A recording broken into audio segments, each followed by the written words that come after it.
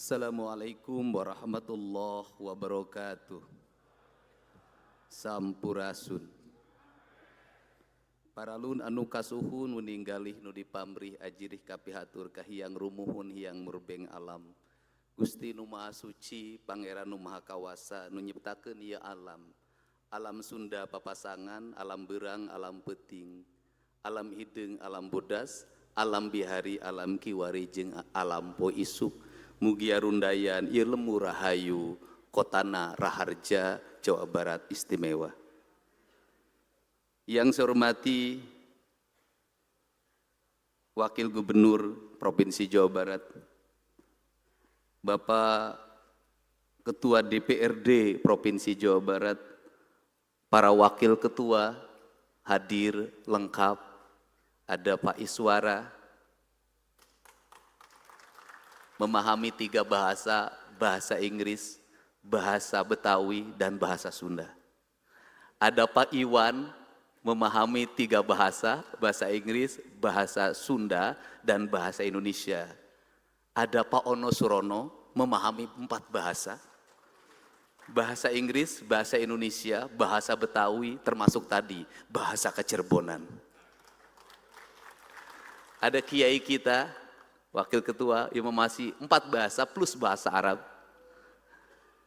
Para ketua komisi, para ketua badan anggaran, ketua praksi, semua yang hadir di kesempatan sore hari ini sama-sama ingin melakukan renungan tentang arah dan kebijakan kita di usia yang cukup tua Jawa Barat, tapi masih ada derita pada lingkungan masyarakatnya. Mungkin kita bertanya, kenapa kita memulai pembangunan dengan menceritakan akar kebudayaan? Saya menyampaikan tidak ada satupun bangsa di dunia ini yang mencapai kemajuan dalam pembangunan peradaban bangsanya kecuali yang terikat pada konstitusi bangsanya. Konstitusi di negara-negara maju itu adalah konstitusi yang mempertahankan nilai tradisi yang terjadi pada masanya, dan dia dalam bentuk dalam konstitusi. Inggris bangunannya tetap masa lalu, Amerika bangunannya tetap masa lalu.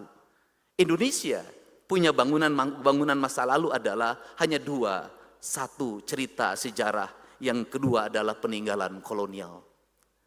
Pembangunan bukan rangkaian teknokratik yang hanya didasarkan pada pikiran-pikiran akademik. Pembangunan bukan kalimat-kalimat fakta yang ditulis dalam buku-buku peraturan daerah tentang anggaran belanja pembangunan daerah. Pembangunan adalah ritme sejati tentang keselarasan manusia dengan alamnya.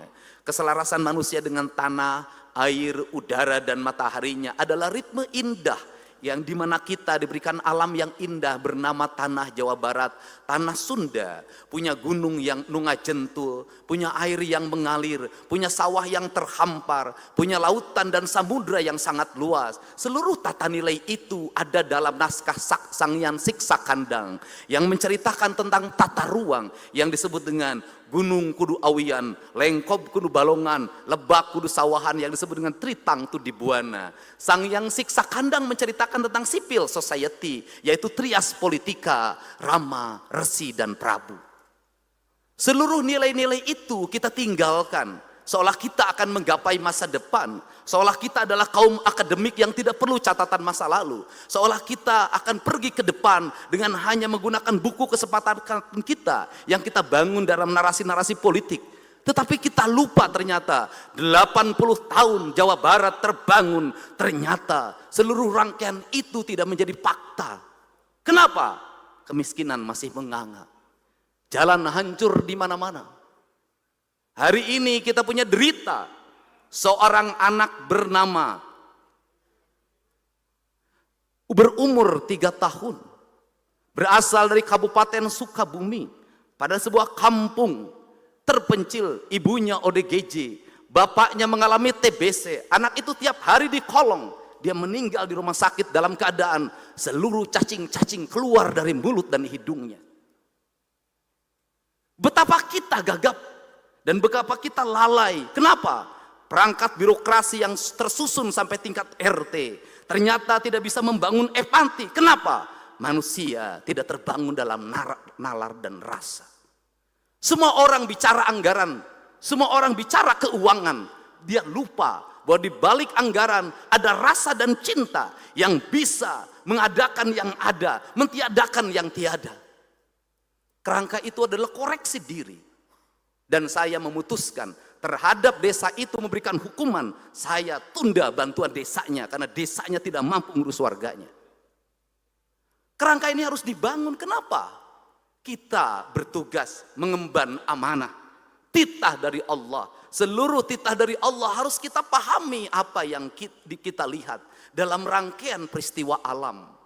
Maka cerita Jawa Barat yang dulu bersama Banten pasti dimulai dari Tarumanegara. Tarumanegara menceritakan tentang apa? Tarumanegara menceritakan tentang kepemimpinan yang mengelola air. Kepemimpinan yang mampu mengelola sumber daya sungai. Yang mengelilingi daerah Bekasi yang diawali dari Bogor. Maka Tarumanegara menceritakan tentang peradaban air, di mana kepemimpinan mampu menguasai hulu sungai dan daerah aliran air, serta muara yang pada akhirnya bisa menguasai lautan utara. Cerita itu bukan cerita mistik, tetapi cerita fakta bahwa bangunlah peradaban Jawa Barat dengan apa? Melakukan normalisasi sungai di kali-kali Bekasi, di kali-kali Bogor, karena itu adalah bentuk peradaban. Dan hari ini tata ruangnya berubah, di mana sungai-sungai berubah peruntukannya, di mana sawah-sawah berubah peruntukannya, pemukiman menghampar di Kabupaten Bekasi, di Kota Bekasi dan Karawang, banjir dalam setiap waktu, kemiskinan tidak terselesaikan, perbedaan kaya yang miskin terus menganga. Kenapa? Salah dalam melakukan tata ruang. Litbang Kompas mengatakan salah satu titik kelemahan dari kepuasan 85% adalah dua hal.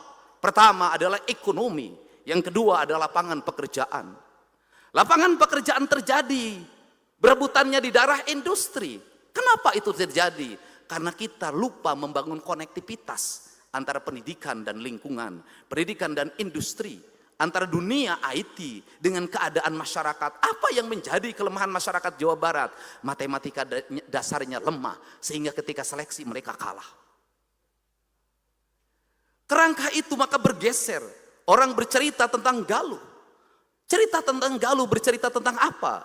Bercerita tentang bagaimana sebuah Tatar Selatan dibangun dalam kekuatan empati publik, di mana ada heroisme pengorbanan seorang manusia demi kemanusiaan, demi keadilan, yang pada akhirnya Galuh menceritakan tentang apa? Persenyawaan antara utara dan selatan. Persenyawaan antara budaya pegunungan dengan budaya pesisir.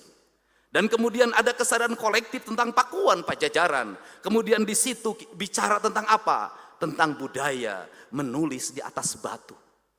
Budaya menulis di atas batu mencerminkan apa? Sang Hyang Siksa Kandang mengatakan, Rama itu perumpamaannya itu seperti tanah. Resi seperti air. Prabu itu seperti batu. Maka Gurat Rama adalah civil society, keluarga yang harmonis adalah gurat tanah. Kepemilikan hak atas tanah adalah kekuatan sendi yang utama bagi sebuah masyarakat civil society. Gemah ripah, repeh rapi. Tidak mungkin civil society itu menguasai sebuah wilayah dan dia tidak memiliki hak pemukiman. Maka kebijakan berikutnya adalah hak kepemilikan atas tanah yang melahirkan hak kepemilikan pemukiman yang layak. Itu harus menjadi sendi utama. Disitulah Rama. Resi adalah lambang dari guru dosen, maka dia punya karakternya air, dia jernih, dia menenangkan, kemudian dia mensucikan. Seluruh rangkaian itu ada dalam piranti-piranti independensi pendidikan, independensi yang harus dibangun, di mana guru tidak boleh berpihak pada apapun, maka guru berpihak pada satu, kebenaran yang objektif. Kemudian Prabu, maka Prabu itu adalah gurat batu. Maka dia menulis dalam batu, meskipun menulisnya sulit.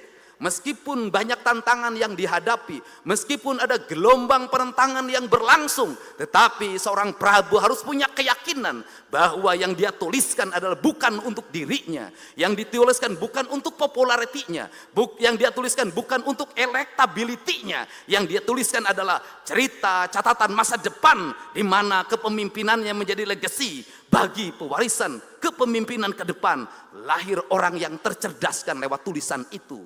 Maka itu ada dalam cerita Galuh Pakuan. Kemudian kita akhirnya memasuki sebuah era di mana Kacirbonan menebarkan sebuah nilai baru. Nilai menyempurnakan tradisinya orang Jawa Barat yang memiliki spirit silih asa, silih asih, silih asu.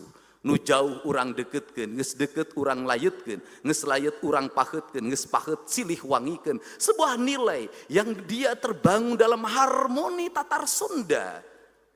Tetapi ada nilai syar'i yang harus disempurnakan. Maka cipta rasa, sirna rasa, menyempurnakan rasa yang dimiliki oleh orang Sunda, yang terdiri dari entitas-entitas yang hari ini memiliki keragaman dalam kebudayaan. Karena rasa, maka rasalah sebagai sendi utama untuk mengayuh pembangunan yang melahirkan gelombang kepemimpinan Sumedang Larang, Subang Larang. Sebuah nilai yang kita memasuki era POC, kita memasuki era kemerdekaan, maka sintesanya adalah pembangunan tidak bisa didasarkan hanya pada pikiran teknokratik. Dalam bahasa kebudayaan, pembangunan tidak hanya mengandalkan saringseknya iket.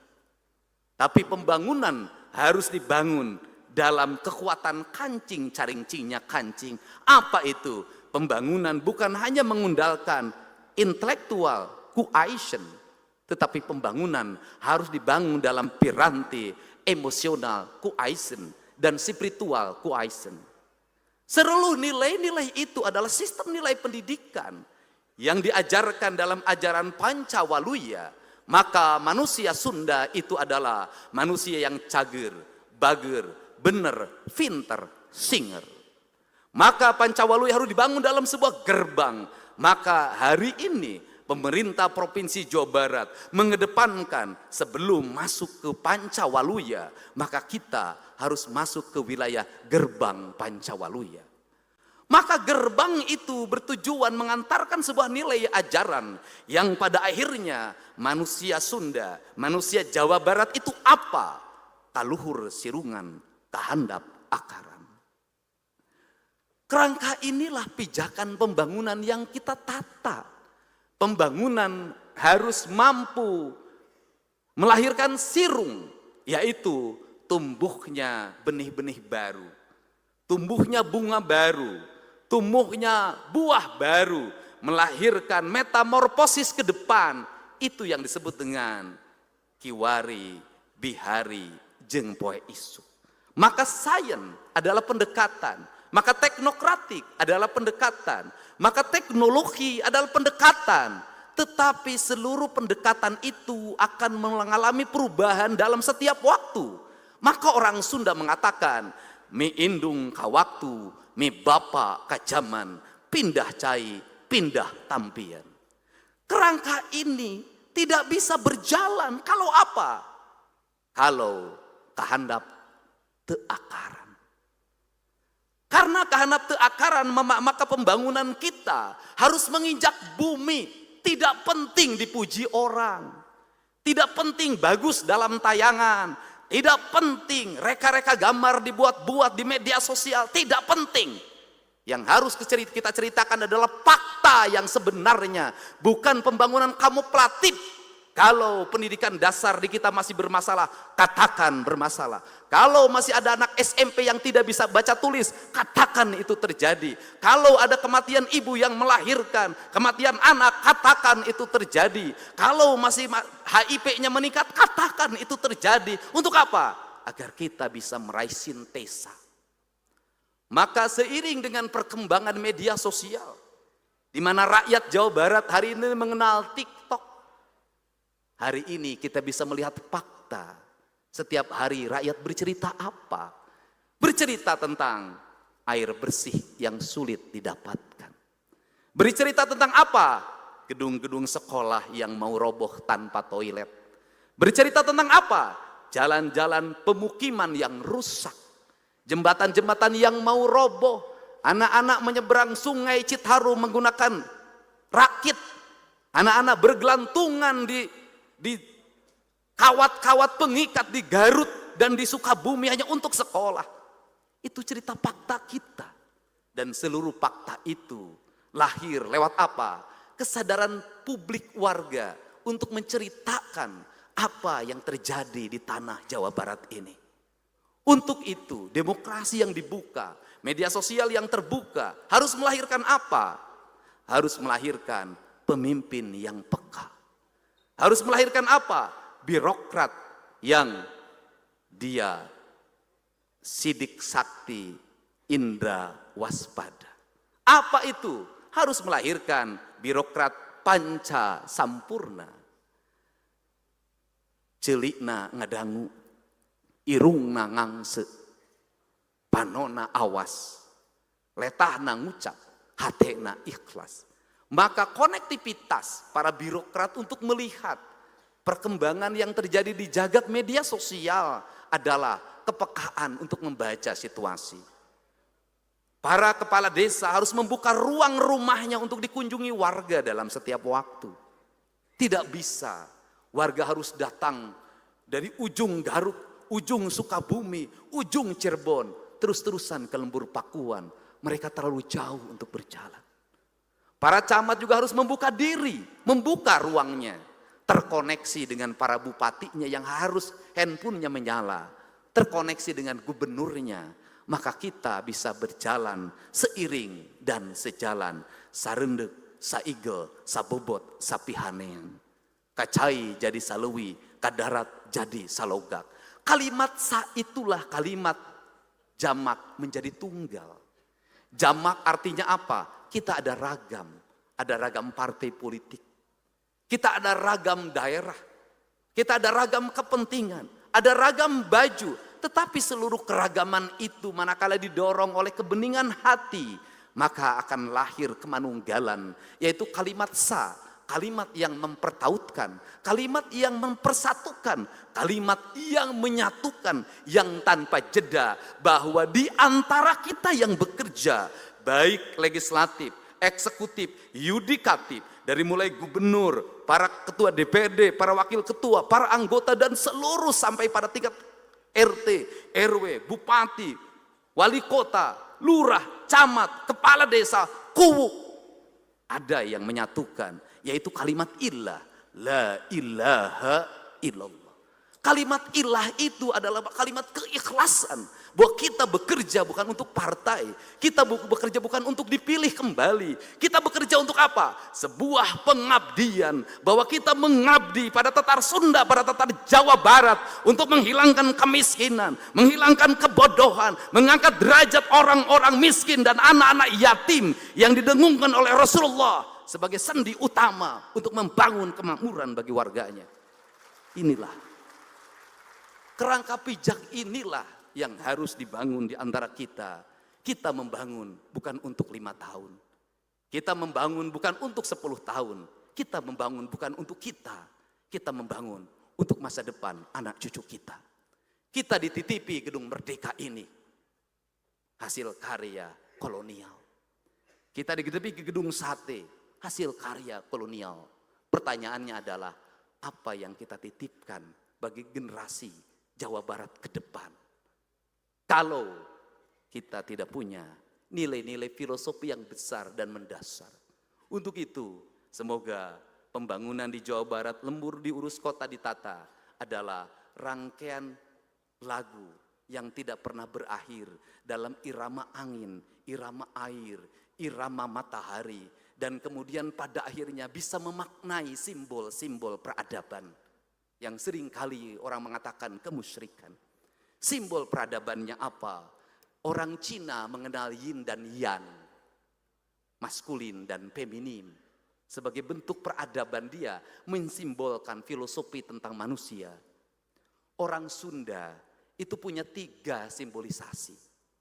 Yang pertama, kalau Laut Selatan itu mengambil filosofi kebudayaan Jawa, maka dilambangkan dalam simbol putri yang cantik bernama Nyi Ratu.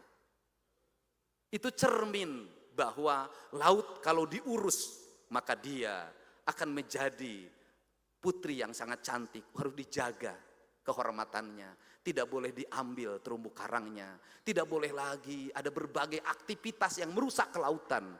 Dan saya berterima kasih pada Bu Susi yang selalu mengingatkan saya untuk menjaga Laut Selatan.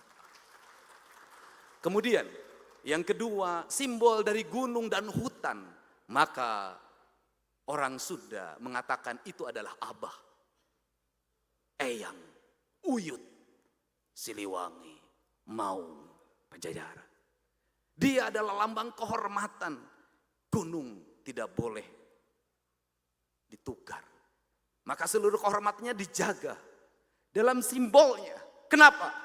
Karena kemuliaan, ketentraman, dan kenyamanan rakyat Sunda tergantung bagi gunungnya. Kalau gunung dijaga kehormatannya, maka kita terbebas dari kemiskinan dan terbebas dari bencana. Yang ketiga adalah simbol dari tanah. Maka disebutlah Sunan Ambu, lambang dari seorang ibu yang harus dihargai dan dihormati. Maka perlakukanlah tanah yang kita pijak ini seperti kita memperlakukan ibu kita. Sunan Ambu dalam kaidah Sunda, dalam kaidah Nusantara yang diajarkan oleh Bung Karno, disebutnya adalah Ibu Pertiwi. Kalau hari ini tata guna tanah kita rusak, kalau hari ini tanah tidak pernah kita hormati untuk menerima air, kalau hari ini tanah menjadi rebutan hanya untuk menumpuk kekayaan, sesungguhnya kita adalah orang yang durhaka pada ibu kita. Untuk itu saya meyakini perjalanan 6 bulan saya memimpin dengan Kang Erwan adalah perjalanan yang baru meletakkan kerangka dasar. Apa yang kami raih dalam 6 bulan bukan hasil kami, tapi hasil seluruh masyarakat Jawa Barat. Hasil pimpinan dan anggota DPRD dari mulai provinsi sampai kabupaten kota.